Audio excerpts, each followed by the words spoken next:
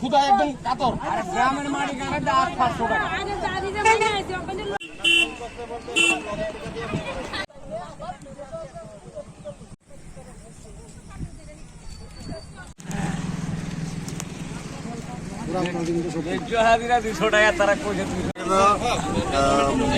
মানে একটা পুকুরের কাজ হয়েছে, পুকুরের কাজটার মধ্যে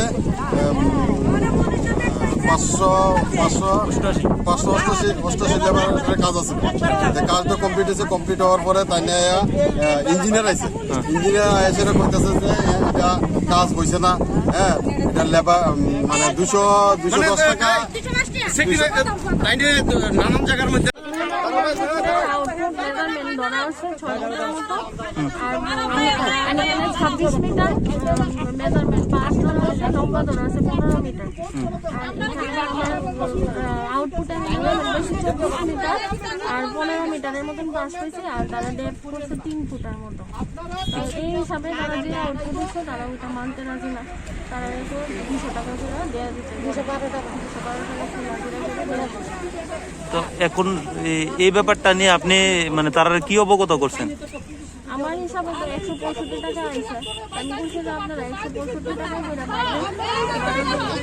তারা এটা মানতে রাজি না। আচ্ছা, তারা যে দাবিটা করছে এটা কি মানে বাস্তব নি না করা যায়নি? আপনার নাম? আমার নাম হ্যাঁ, সঙ্গীতা দাস। আপনার কি দায়িত্বে আছেন? বিশালগড় ব্লকের আচ্ছা, এখানে আছে, ওইখানে তাই নিজের নিয়ম ছাড়াও তাই এস্টিমেট করে, আর নেক্সটে আবার কি করে তাই নিয়ম ছাড়াও তাই টাকা দেয়।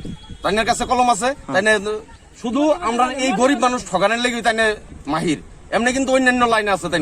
আজকে কি হয়েছিল ঘটনা? আজকে আমরা শ্রমিক এই 4 নম্বর 5 নম্বর ওয়ার্ডের মধ্যলতিবিল পঞ্চায়েতের, তো তারা এখানে রেগার শ্রমিক আছে, তারা কইতাছে যে আমরা কাজ করছি, আমরা পুরো মেজারমেন্ট করো। তো মেজারমেন্ট করার পরে এবার তাই মেজারমেন্ট করছে, মেজারমেন্ট করার পরে শ্রমিকরা জিজ্ঞাসা করছে আমরা হাজিরা কত করে আইতে পারে, কয় 100 টাকা, 105 টাকা।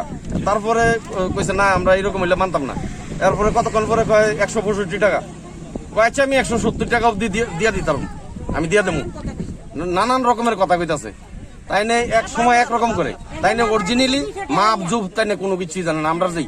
আর শ্রমিকরা সাথে কয়, শ্রমিকরা কয় আমরা কি কইবেন কয়ে দিয়ে দেন, কয় আমার আটকে রাখো, আটকে রাখলে কি পাবো?